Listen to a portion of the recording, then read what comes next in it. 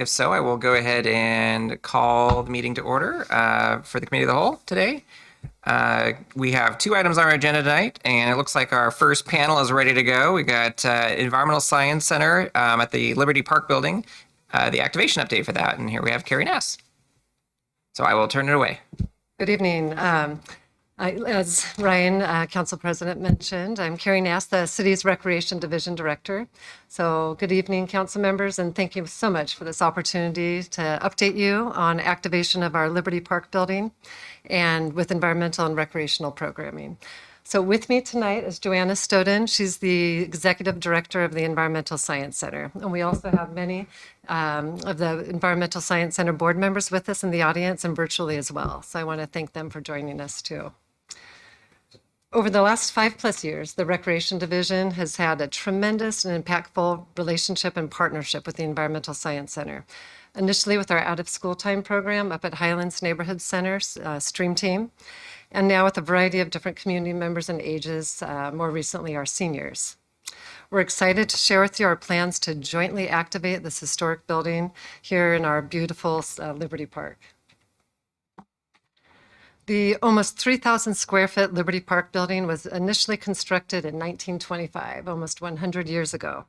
It has been remodeled and updated over the years and used for a variety of different options for the city. A restaurant, a house at one point, a senior gathering spot, recreation programs, including some of our summer camps. And then over the last 10 years, it's been used primarily as office space.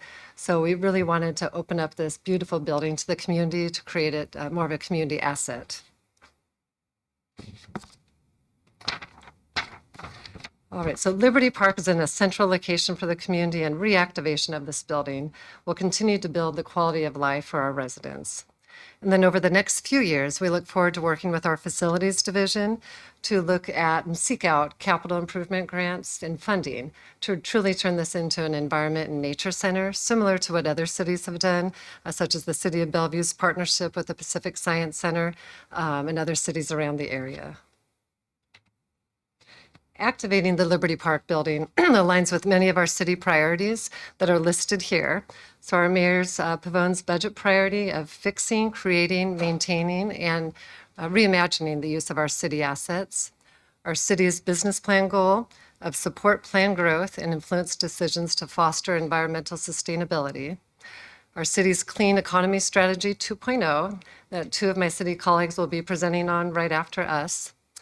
And an opportunity for enhanced collaboration with our solid waste sustainability division, and an opportunity to highlight the Cedar River, one of our city's rich biodiverse assets.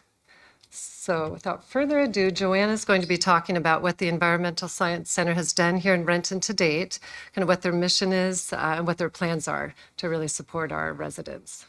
Well, yeah, thank you so much, Carrie, for the introduction, and thank you so much for having us here this evening. Carrie and her recreation team has been instrumental in our partnership with the Renton School District the last 5 years, and then growing our community program presence over this last year. So we are an environmental nonprofit, and we use nature as a teacher to inspire environmental stewardship and academic achievement. And we do that through using school programs, after-school programs, free community programs, as well as teen leadership and restoration opportunities. And I wanted to share just a quick 1-minute video. This highlights some of our programs and also has some of our yeah.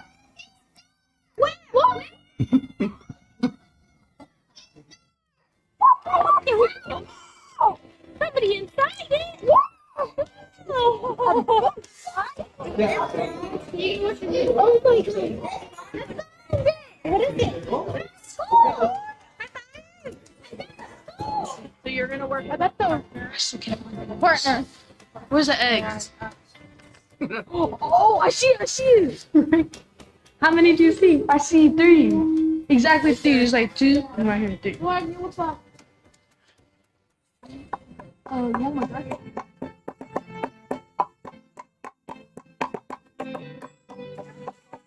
Why is everything so interesting? I don't know.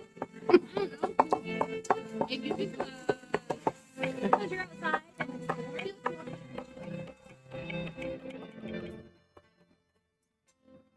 So yeah, I wanted to share that video in particular because it shows some of the footage from our stream team partnership with Renton Recreation that we've had for the last 5 years. So our two main school programs are our Beach Heroes and Salmon Heroes program. So the Salmon Heroes program works with 125 classes each year from the Renton School District, the Highline School District, as well as the Auburn School District. And it's a 3-part program. So we go into the classroom, we talk about what is a healthy salmon habitat, what do salmon need to thrive, as well as some of the challenges salmon face throughout their lives. And then we go out to salmon spawning habitats. So whether it's the Cedar River or Miller and Walker Creek or Mary Olson Farm in Auburn, and we collect water quality data. We dissect a salmon. That's often the highlight for our students. We play a big game where they become salmon, see if they can survive some of the challenges salmon face.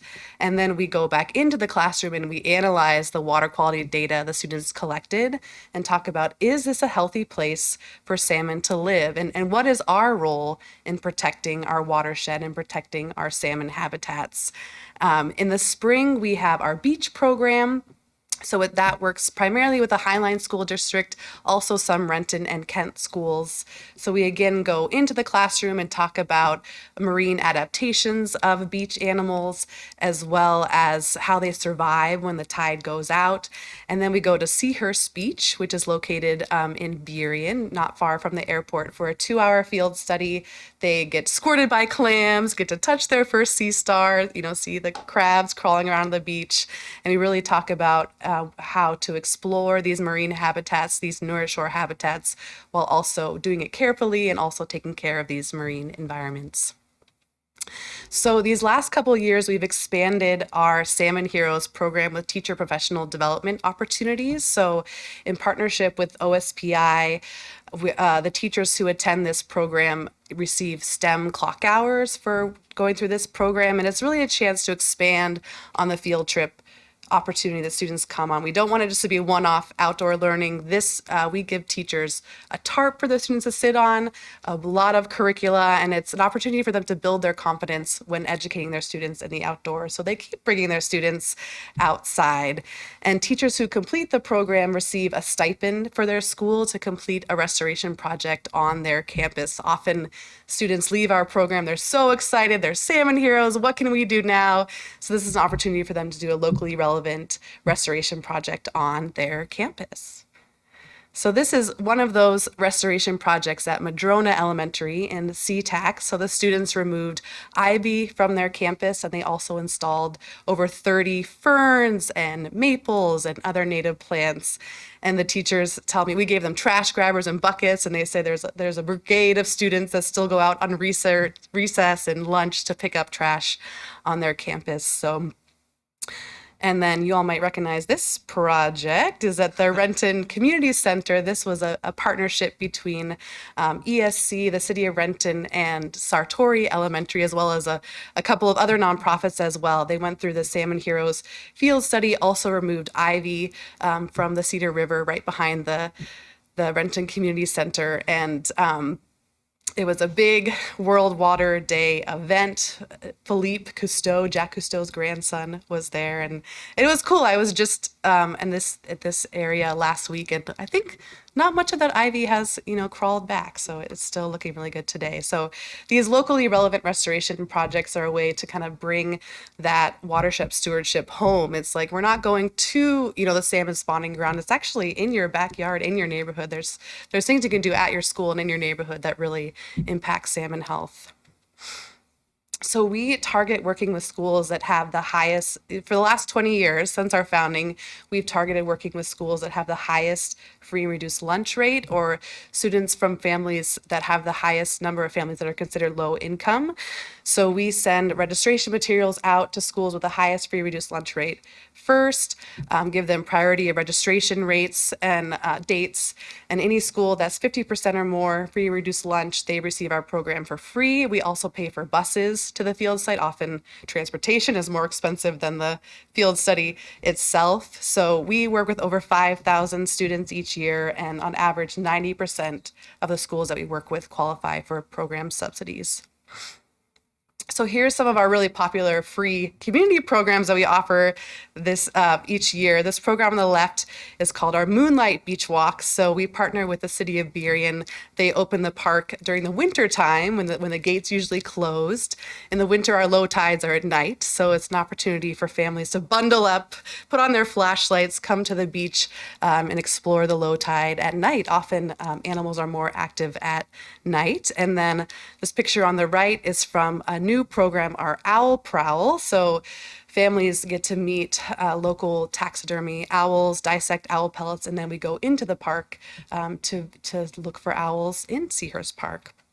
So traditionally, our community programs have been offered at our location in Burien at Seahurst Park. And I know there's some of our founding volunteers at this meeting. They put together a really impressive capital campaign to build a beautiful LEED certified building at Seahurst Park in a gorgeous park there. And it's a great place to have programs. It's a great place to have both school and community programs. Some of the limitations are that there's no public transportation that gets to the park. And a big part of our mission is increasing access to outdoor learning opportunities. So that's why we're really excited to activate the Liberty Park building. You know, it's right in downtown Renton, it's right by the transit center, right by the library and the senior center and the community center where folks are already gathering with this amazing natural treasure, the Cedar River running right behind us. So that's why we're delighted to be in Liberty Park. So I wanted to highlight, we got some funding through the King County Waterworks Council funds this year to pilot community programs in Renton as well. So you might recognize Donna Eakin in that picture on the left. That was a recent family field trip to the Ballard Locks. That's where the salmon start their journey through the locks before they go to Lake Washington, eventually up the Cedar River. So families in this free family field trip, they were bused from the Renton Community Center to the Ballard Locks. They collected water quality data and viewed the salmon on the first part of their journey up to the Cedar River.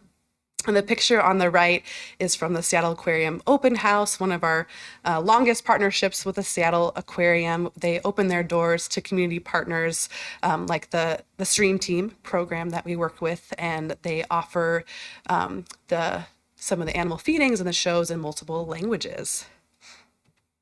So this year, we're really excited about the pilot with the Renton Senior Center. So many environmental nonprofits focus their efforts on youth, right? The next generation, so important. And I feel very often seniors get left behind of this opportunity for community programs. So we've been offering programs that are not that different than the school programs we offer to fourth graders. And the Renton seniors have just been loving them. And I look at these faces, and some of them have shown up for all of our senior programs that we offer. So this was our first water quality program this past spring. We were studying the Cedar River right behind the Renton Senior Center. Is this a good place for salmon? Looking at the animals that live there, collecting water quality data. And then this October, we did a salmon field trip. So we bused seniors from the Renton Senior Center to the Renton Community Center where they could see the weir and dozens of salmon spawning there. We had cool glasses to help them see the salmon. And then we went all the way up to where these salmon get trucked to the Landsberg Dam, to the hatchery run by Seattle Public Utilities. It's normally locked doors. It's not open to the public. And so they were able to, we happened to be there on a day when the biologists were spawning. They were able to dissect, sea biologists dissect for the otolith to see if it was a salmon from the hatchery or a wild fish, see salmon spawning in the pools. And then these are some of our out of school programs. So the picture on the left is a Stream Team students at North Highlands doing the gardening program at North Highlands. That was a weekly after school program that we've done. And the program on the right is our youth naturalist program. So high school students go through a training with us and work alongside ESC naturalists. They learn a part of the field study to lead next to ESC naturalists. And then depending on the student, sometimes they end up leading the entire thing as they learn more and more about the program. We also have paid restoration internship opportunities. So I wanted to highlight the open house that we had just a couple of weeks ago. We were lucky to have Mayor Pavone and Councilmember O'Halloran was there as well. And it was an opportunity for the community to provide input on what kind of programs and volunteer opportunities they would like to see as we activate the Liberty Park building. And it was a great turnout that evening. it was a dark and stormy night, but we were just delighted with how many folks showed up to interact with the stations we had there. So looking ahead, we're really excited to continue to grow our partnership with Renton and offer more after school community programs and really activate the Liberty Park building. This summer, we're going to be providing a backpack kit program. So this is through that same council funding, the Waterworks Council funding. Families will be able to come to Liberty Park building and check out these science kits. They'll have water quality kit, they'll have scavenger hunts, they'll have binoculars, and all of the activities will be translated into 6 different languages.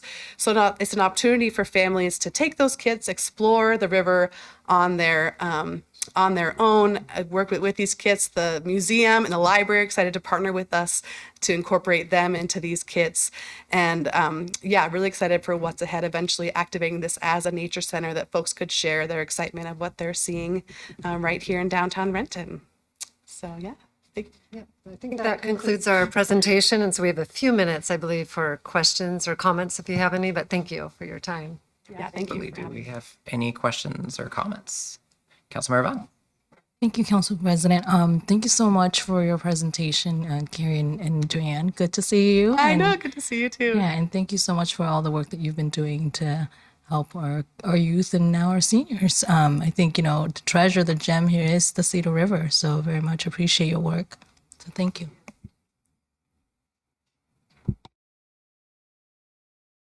Well, I just want to say thank you for being here and for bringing this to life. I was before I was on council, my first appointed position for the city was on a task force that was trying to determine what the over the river library was going to be if it wasn't going to be a library. And of course, as we all know, it ended up staying a library. But that group was recommending an environmental interpretive center there, which would have been a great fit. So it's great to see in just in very close proximity that programming come to life. So couldn't be happier than to have you here. Councilmember Halloran? Yes, thank you. Thank you very much. And I just wanted to say that it was a delight to come down to your open house and just to feel the energy of everybody there. Everybody is so excited about this new location and its proximity to all of the resources, and of course, including the Cedar River. And so thank you very much for the invitation. It was a very, very pleasant experience to come down and watch you guys shine. Thank you. And we plan on doing some in the spring as well for the public. We just had kind of that small, kind of quick open. So stay tuned and we'll invite you to the one in the spring as well. Councilmember Rivera? Yes, no, I just wanted to say presentations like this make my council nights. These are probably the highlight of my night for me, especially as someone who was born and raised. I remember doing these excursions as a child over in the Puget Sound, in the Cedar River, growing up in this area. We have the best backyard, right? And so I really appreciate all that you are doing because as a child who grew up in this community, it really has an impact. So thank you. Thank you for your time. Thank you so much. All right. Keeping on the green theme tonight, we're going to move on to the Clean Economy Strategy 2.0 update. And for that, we'll have Katie Buchel-Morales and Linda Knight presenting.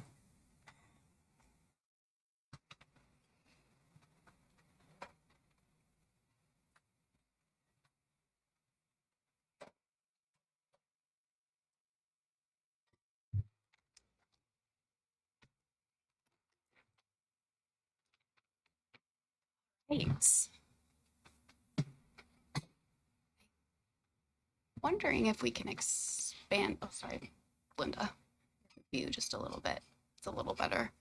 Can we close that one?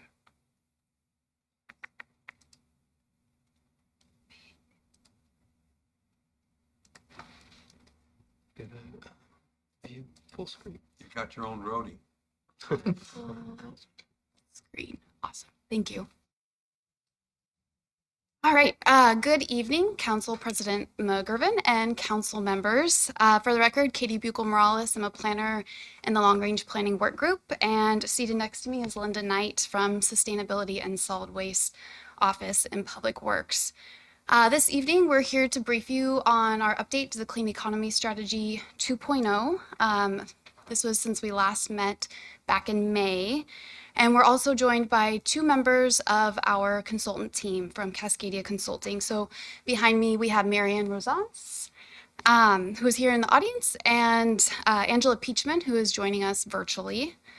As I recall it, the last time we brought this to Committee of the Whole, there were some significant audio issues on my end, so I think we're already off to a better start.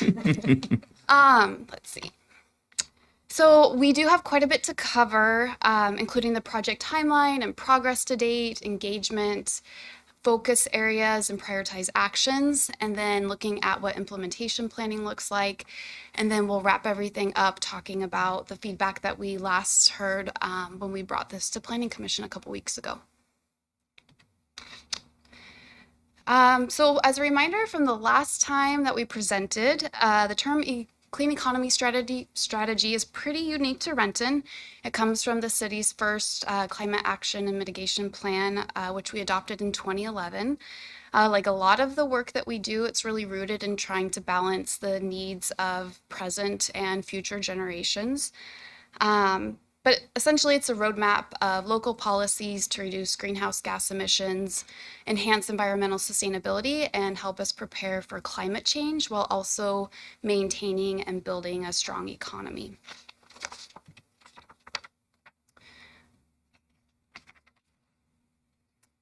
The updated plan, which we refer to as Clean Economy Strategy 2.0, or much shorter CES 2.0, is really intended to build on the foundation of the original planning document that achieves these 3 things. So 1, we want it to reflect the latest science and technology because there have been a lot of advancements in the last decade since the original plan was adopted.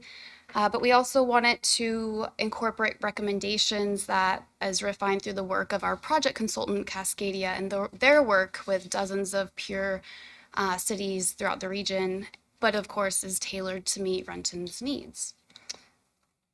And lastly, this updated plan is designed to shape and influence, or be shaped and influenced by community input. So that's input from our community advisory committee that we formed for this group.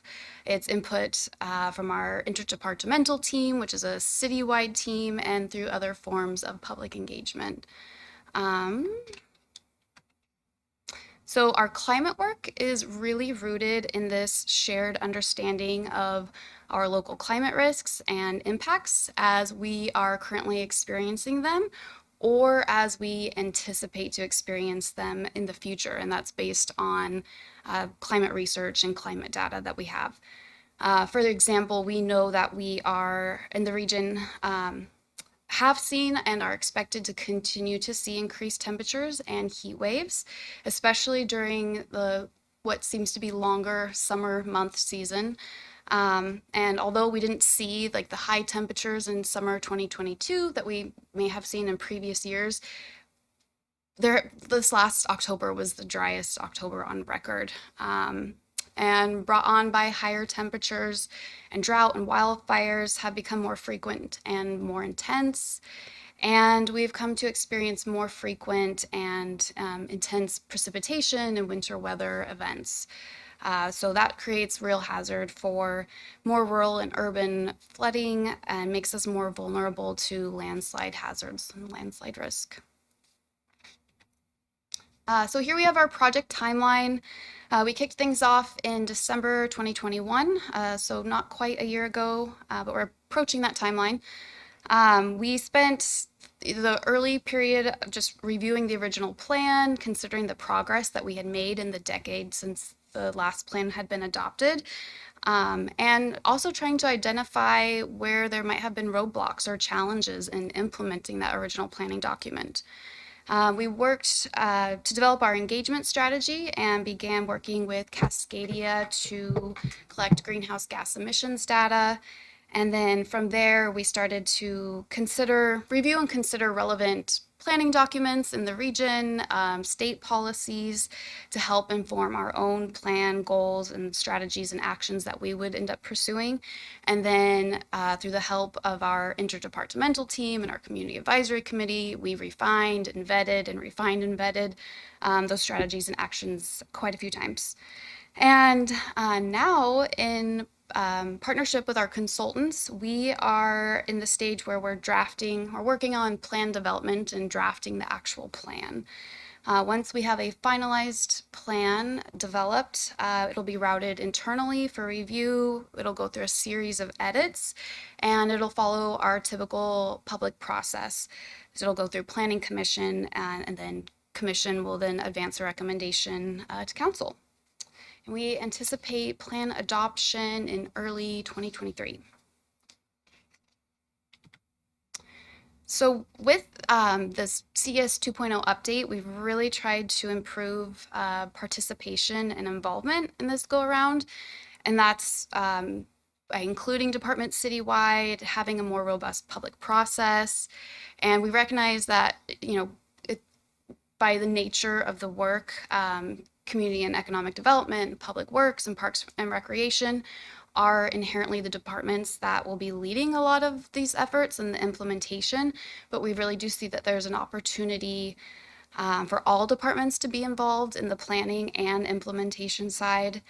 As far as our community advisory committee, we have worked hard to identify people and organizations for this committee over the course of the year and have tried to diversify the people and the organizations and the sectors that are involved. And to increase participation, we've scheduled all of our meetings through doodle polls and provided options during the day and in the evening, just so that we could cast a wider net and capture the most public feedback as possible.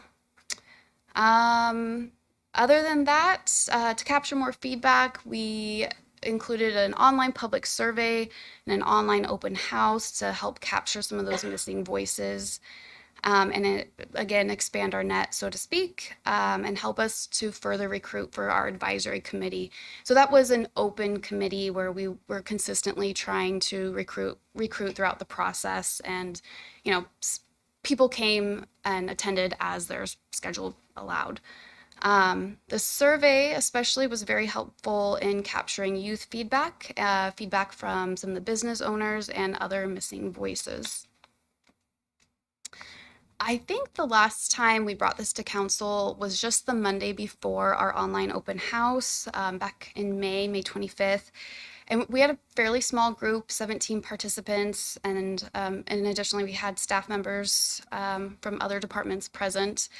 But it was, despite being very small, it was a very passionate and supportive group. And the focus of that meeting was building consensus and identifying community priorities. It was really a chance for us to do a temperature check and make sure that we were, getting it right and identifying, community priorities. The online public survey had opened just a few days before this online event. It was open for about a month, and we had over 300 responses. The survey was available in English, Spanish, Chinese, Tagalog, and Vietnamese. And it was through the survey, like I said, we had the most youth participation. We emailed all of the science teachers at Renton School District, and several of them responded. They were very excited, and they allocated classroom times so that their students could actually participate. So this slide is intended to be a snapshot of what we heard at the online open house and from the community survey. These results have already been incorporated and integrated into the strategies and actions that were shared with you in your council packet. In general, the survey findings and results from the online open house were indicated very strong support for most of the draft strategies and actions. Of course, we did hear some concerns over the cost of climate initiatives and the impact that they might have on residents and the impact that they could have on businesses, and really just wanting to make sure that the actions are equitable and reminding us to be mindful of unintended consequences.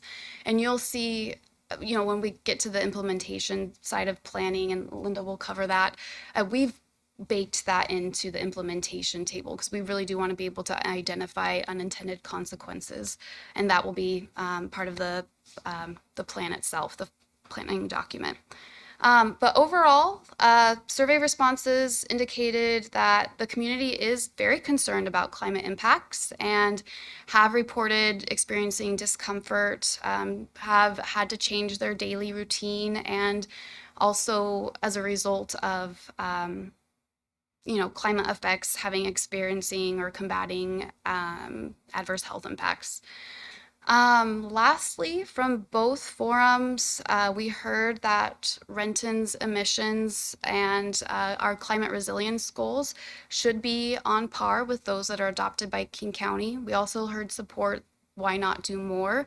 But overwhelmingly, we just heard that folks wanted to see that we are at least on par with what the county is doing.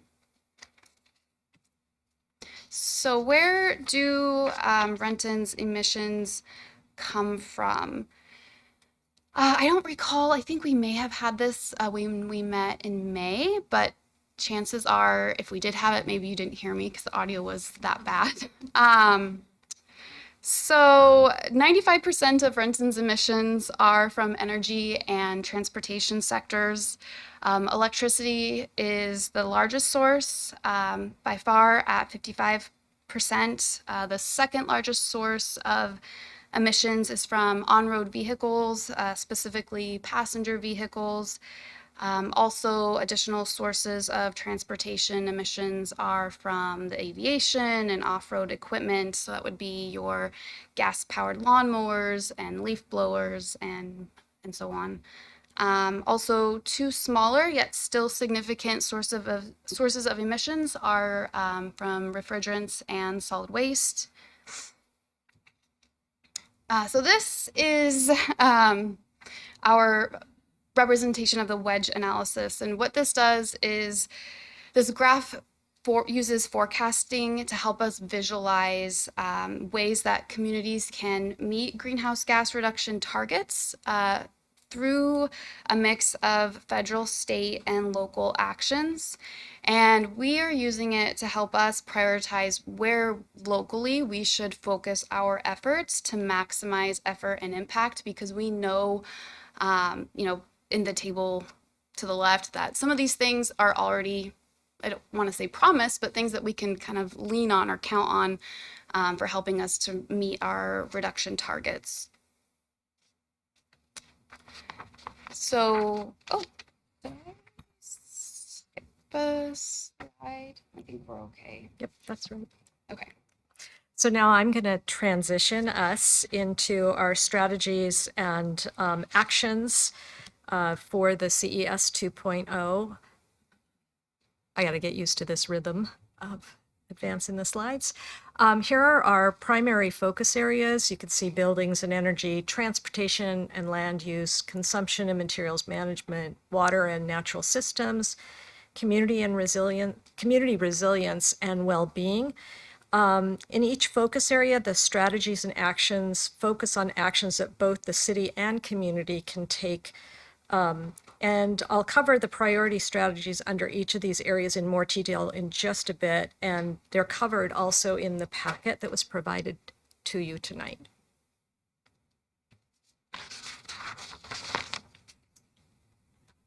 So here's our strategy development, where we've been.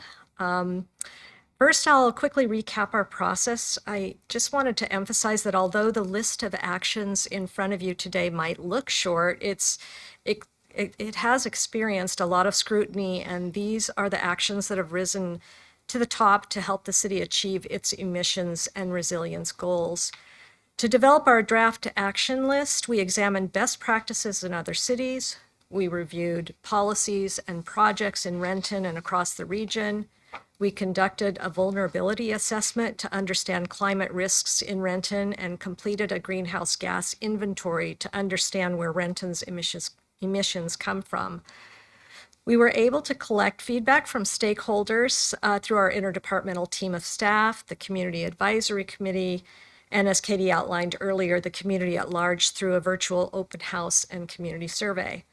And then once we had our draft action list, we dissected, studied, and refined that list. We conducted a multi-criteria analysis where we chose and defined a set of criteria. Then we assigned each action a score for each criterion. We wrapped the scores up into a single priority score for each action.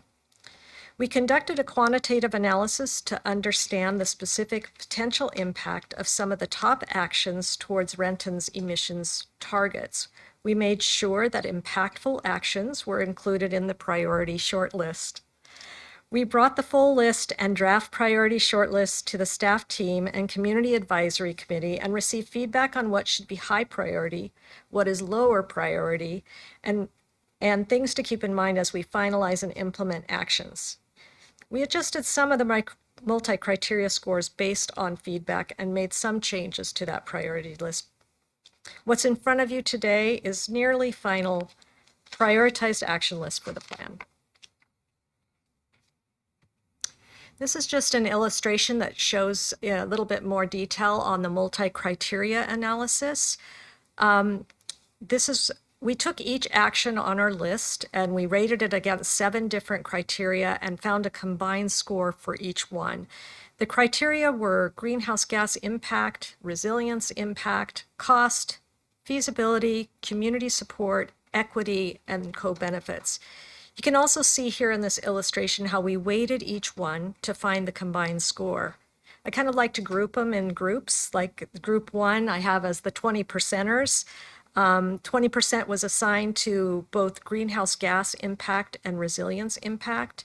These are directly related to the strategy's impact on either reducing greenhouse gas or building resilience. Then we move on to group 2. Each of these are assigned 15% to the 2 priority groups of equity. This ensures the just distribution of the benefits of climate protection efforts and alleviates unequal burdens created by climate change. 15% also goes to cost. Typically, cost kind of trumps many of the considerations that we use in our decision-making process, but we've placed it in equal measure with equity. We feel like that's the direction of council. It's our interest as well. And then group 3 is down to 10%, and these include feasibility. This is the likelihood that the action will be implemented. It includes co-benefits, including greater than one benefit. So if there are multiple benefits to one strategy that rates higher, it might be an example would be emission reduction also has an increase in mobility, or an increased resilience might also, against flooding, also provides protections in historically disadvantaged neighborhoods. And then the last one is community support.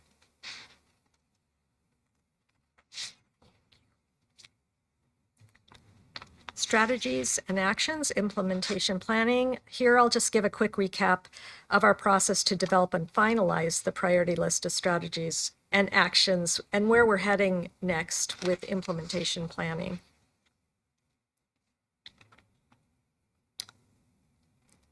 So the first strategy that falls under buildings and energy is to transition to cleaner energy sources so that the energy we use creates fewer emissions. To do this, we have a range of actions that involve supporting renewable electricity and simultaneously transitioning new and existing buildings away from fossil fuels and toward electricity. To reduce greenhouse gas emissions in this category, our goals are really to improve access to clean and reliable energy sources, expand renewable energy sources, support efficient building standards, and create a more climate resilient grid. Working with the Planning Commission through the most recent docket cycle, action was taken to address some of these goals. For instance, CED made it easier for solar system installation for residential projects through updates to the code that remove barriers and streamline the application process by incentivizing simple residential rooftop systems that are commonly installed in Washington State. And then for the first time, we also explored the topic of battery energy storage systems, which is a new and uncharted topic for the city. The battery energy storage systems is a topic that we will continue to explore and learn about in the coming months.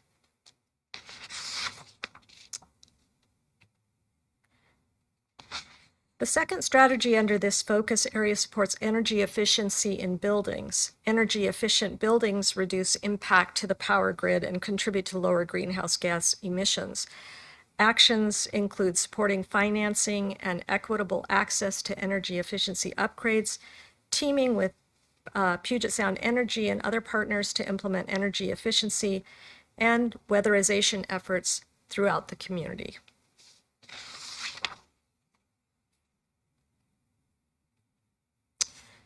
Moving on to transportation and land use priority actions. Not surprisingly, transportation and land use patterns are significant contributors to greenhouse gas emissions. Most of these emissions come from vehicle travel, as you could see by the earlier illustration, the chart where Katie broke down where our greenhouse gas emissions come from in Renton. To reduce greenhouse gas emissions, we need to continue to promote sustainable land use practice like transit-oriented development, improve reliability of public transit, and incentivize non-motorized travel and help support a transition to electric vehicles. So the first strategy under transportation and land use involves supporting walking, biking, and transit. We can do this directly by improving infrastructure and access, and indirectly by planning for housing density near transit and amenities. This strategy also includes freight and airline efficiency, since we know that diesel and airport-related emissions will likely remain and become proportionally larger sources of emissions as the emissions from passenger vehicles decrease.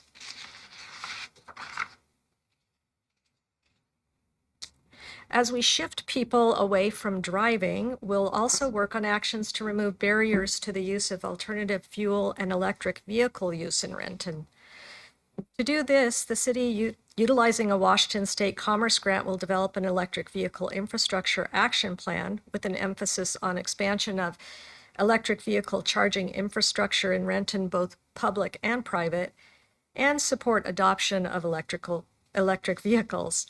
And while the city has already begun transitioning maintenance equipment from gas to electric, we will continue to work towards transitioning the city and the community at large to electric off-road equipment. This is like your leaf blowers and maintenance equipment.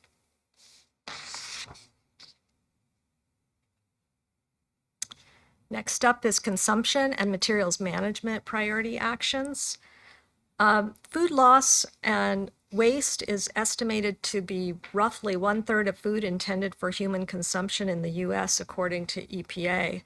A primary strategy is to keep food, yard, and other organic waste out of the landfill. Organics in particular are a source of methane in the landfill, and shifting those materials to compost have the additional benefits of sequestration. This doesn't look like there are very many actions under here, but there is a lot wrapped up into the draft Sustainable Materials Management Plan, which is one of the actions here at the top. This includes potentially mandating residential recycling and organics collection participation, and conducting ongoing enforcement or additional education. Potentially banning food waste from disposal, and supporting other initiatives that increase the use of food prior to disposal. So food banks, community sharing programs, that type of thing. We know that education and awareness is really key to underpin mandates and incentives, so we've also recommended this as a supportive action.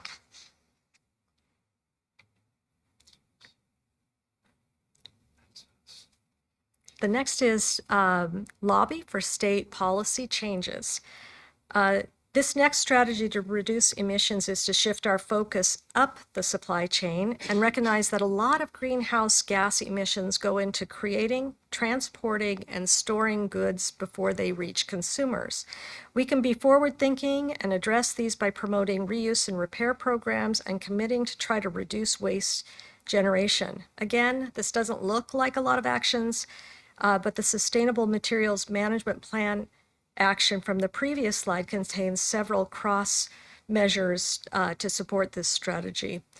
including, as I mentioned, promoting repair and reuse to reduce waste generation, using key engagement and partnership opportunities, also adopting a city sustainable purchasing policy that will address packaging, energy efficiency, and other types of measures that address the goods that we purchase.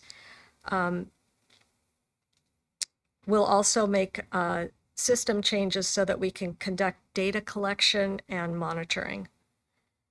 Lobbying for state policy changes that promote sustainable consumption and that address waste prevention has the added benefit of decreasing greenhouse emissions across the region. And it has the potential to reduce the burden on local government to solve these problems alone. State policies that we might consider lobbying for would be extended producer responsibility, where the burden is placed on the producer rather than at the end, most likely local government.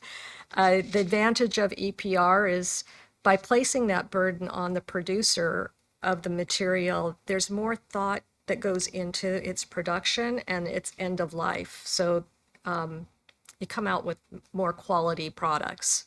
Sometimes it's lightweighting the material, but there are other ways to handle it as well. Water and natural systems priority actions. Water and natural systems, as much as we want to reduce greenhouse gas emissions as quickly as possible, it's important to also preserve and enhance the integrity of our natural areas, ecosystems, and water resources to help absorb carbon and to keep it out of the atmosphere. We can do this through enhancing our tree canopy and green spaces, which supports carbon sequestration and provides some relief from extreme heat events, and also encouraging development practices that minimize flooding. The actions involve strengthening and enforcing codes to protect natural areas, implementing the hazard mitigation plan and stormwater management program plan, which already address relevant actions, and protecting natural drainage to support habitats and flooding resilience at the same time.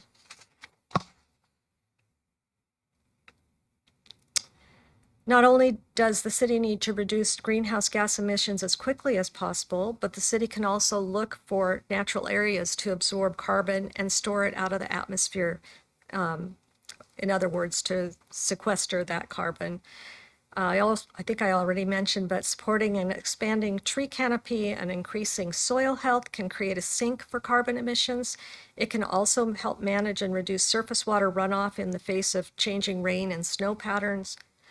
And our actions, including supporting gardens, implementing the 10-year urban forest management plan, and implementing the Parks, Recreation, and Natural Areas plan, all help to both preserve those resources, but also add to the reduction of greenhouse gases.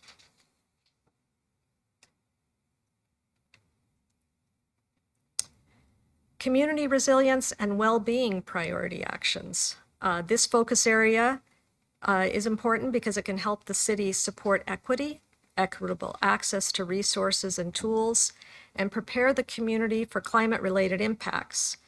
Planning for community resilience can help the city support, I guess I already said that. Some of the best ways to support communities are to support green jobs and provide equitable access to resources and education. We can promote climate-safe jobs by understanding how many industries and jobs in Renton already support climate action or climate resilience. We can partner with Renton Technical College to identify and promote job training programs for green industries, develop and implement an economic development plan to actively recruit and retain green companies of all sizes, and then working with businesses on guidelines for safe work in outdoor environments during periods of heat and poor air quality to keep workers safe, and partner with state and county health departments. We can also provide educational resources and opportunities to help residents become aware of and engage in implementation of climate initiatives. Some of these examples would be to identify local organizations and institutions to work with to provide education and hear from our community members, communicate community and municipal greenhouse gas emissions, and consider building a public-facing dashboard that includes information on Renton's greenhouse gas emissions and personal carbon footprints. We can support local schools in developing and implementing curriculums and programs for climate and sustainability education, partner with organizations to help implement those initiatives. And we can deploy periodic community surveys to solicit feedback and so that we can further understand the concerns of our community.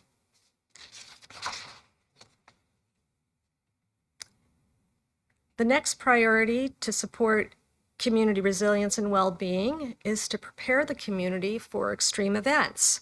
Our measures here are about making sure that when extreme precipitation, smoke, and heat happen, residents have places to go and resources to support them. The city is committed to providing temporary housing and services to those who need it, especially unhoused people, identifying and communicating evacuation routes, and providing critical backup power. In addition, the city will provide incentives for upgrades at residences and commercial buildings to make sure homes and buildings are as resistant and possible to and are as resistant as possible to climate impacts. We can incentivize adaptation upgrades. We can offer rebates and incentives to encourage adaptation upgrades on residential and commercial properties, such as reducing paved areas to address runoff and heat, green roofs, permeable pavement, air filters, fans. We can provide grant-funded housing retrofits, prioritizing senior facilities and/or other climate vulnerable communities. Research similar programs to understand how peer cities incentivize adaptation and consider adopting some of those programs. We could also consider expanding the Housing Repair Assistance Program to include adaptation upgrades.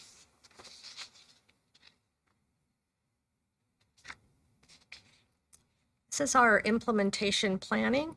So we're working to make sure that the city is prepared to implement each action and hit the ground running. There are already a number of actions that are underway, but not fully solidified and not fully implemented. But this just gives you an idea of what our planning looks like. First, we'll have to identify the lead entity, which department or departments or community organization would be most likely responsible for implementing a given action. We want to look at partners, identify any partners that we can that share the burden and share the gains of our efforts.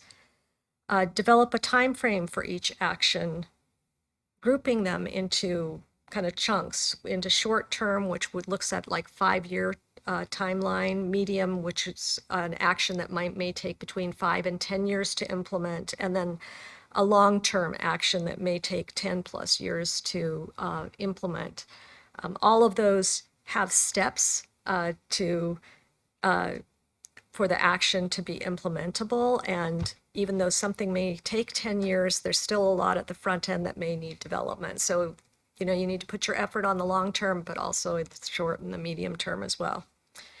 And of course, always looking at cost, examining the actions, projects, and their related costs, and looking for ways to mitigate those costs, developing the metrics that are appropriate for measuring each strategy so that we can track our progress, creating a funding strategy, looking at our existing funds, grants, and partnerships, and then developing our key next steps. What are the first steps to be taken to move forward with a particular sustainability action? And then how do we get the ball rolling on implementing these actions?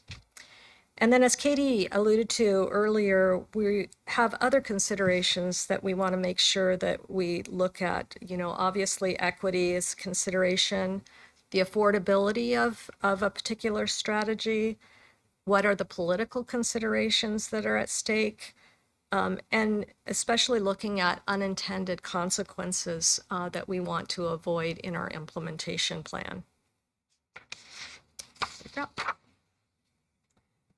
So I'll wrap us up with feedback from Planning Commission. So what we heard a few weeks ago was that they really wanted to see more opportunities for walkable 15-minute neighborhoods. And that, translates to us as an opportunity to try and elevate transportation and land use strategies as a way to reduce greenhouse gas emissions. So that's, making more 15-minute communities where goods and services are easily accessible.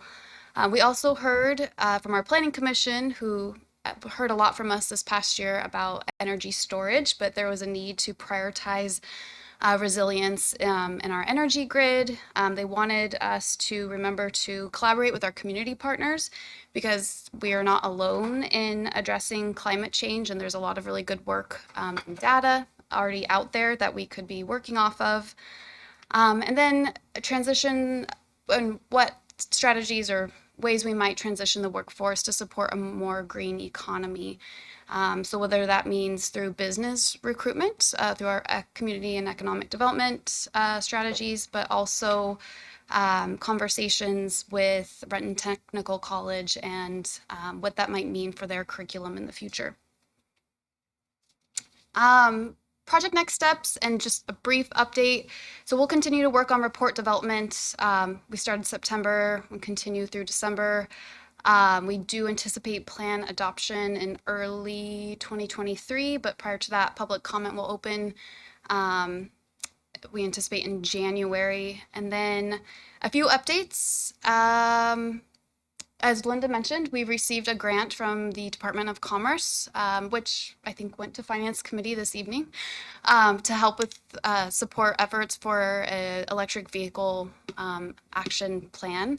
And Linda mentioned consideration again for energy storage systems. Through this last docket cycle, we opted to put energy storage systems on hold so that through I believe this item is coming to council for first reading next week.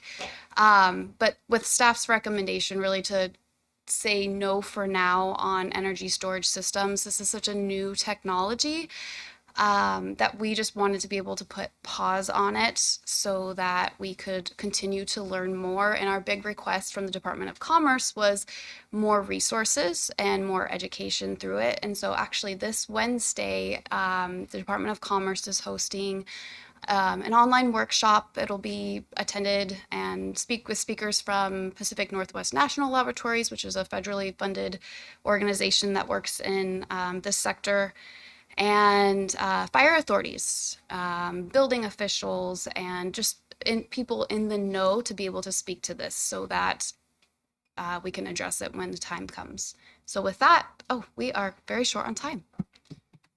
Katie, thank you, Linda. We have time for just a couple quick questions if we have any. President. Councilmember Albertson. Thank you. So a nice presentation. I know it was a load to get through. When I was reading the materials beforehand, I saw under the materials and consumption a bullet point, ban food waste from disposal, and you covered that. And I wrote next to it, My question is, how do you enforce that? Because you mentioned enforcement. How do you go about enforcing that?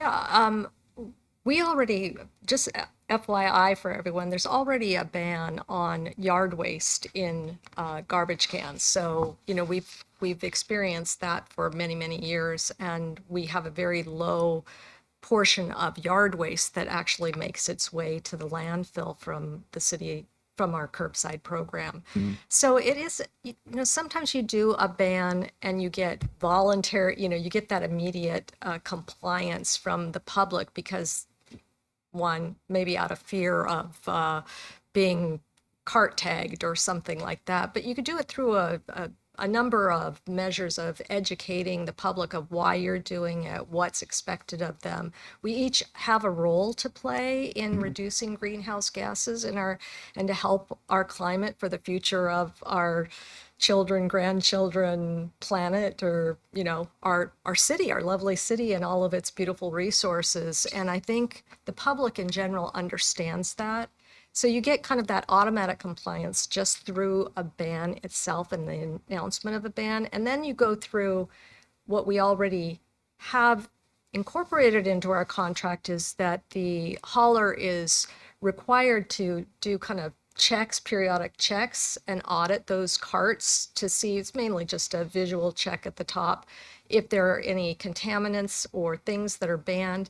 And then those carts may get tagged with an education tag that tells the customer what is expected of them in terms of preparing it for collection. There's a whole process of measures that get taken. It's not like one day we're collecting it and the next it's banned and, you know, it's 100%, you can't put it in. There's this period of transition, I would say, for banning any type of material. Food waste is, like I said, it's like one of the large percentages of material that continues to go into the landfill, and it does create, breaks down and creates methane. It can be diverted. We already have food waste in compost. That's really where we want it to be. I would say our community does a pretty good job of that, but there's still a long ways to go to get 100% of the food waste that ends up in disposal, you know, over into those organics carts. And then the other part is to expand our organics collection program out more formally to the commercial and multifamily sectors. So those are areas that we need to work on as a city in the future. Okay. I don't know if that answered your question. Well, or it not. does, but time prevents me from having any no follow-up. follow-up. We'll chat Anytime. we'll chat in committee. Yeah. Councilmember Rivera? Yeah, I actually wanted to tag team on that. And I know we're out of time, but this is really important. So I think we do need to ask some of these really important questions. When it comes to banning food waste from disposal, I was assuming that was for residential homes, and I have a follow-up. Yeah, yes or no? Primarily, yes, Okay. for residential. Was there consideration for restaurants, and was there any exploration through the chamber, and what with our restaurants kind of like, were they receptive to that, like being mandated to not throw away food waste into the garbage, or? One, we haven't banned food waste at all. From I know, any of that's what I'm our asking. waste Were streams, they right? receptive to it? Did we check in with them? If they would be receptive to something? I think at the time that we would look at moving that strategy forward, we would do a lot of engagement work prior to actually moving the strategy forward. You know, Got you it. might discover that we can't do it, or, you know, our publics or our restaurants are unreceptive to it. Got it. Sorry, Thank I'm you. a little long in my response. I'm going to go to Councilmember Halloran really quick, and then I think we're pretty much at our time. I just wanted to say thank you very much. This is awesome work, and I know you guys are just committed, and it's very, very exciting. And if I may recommend, maybe we can schedule another cow that we can come back and actually dive a little deeper into our questions. I'd like to second that recommendation. I'll third it. No action will be taken committee of the whole, but I think that's a very good recommendation. I'd love to come back. And sure, there'll be another point for another update, I'm sure, along the way. So thank you very much. This was a great presentation. I learned a lot, and I'm excited for the next steps. So thank you. Thank you. Committee of the whole is adjourned.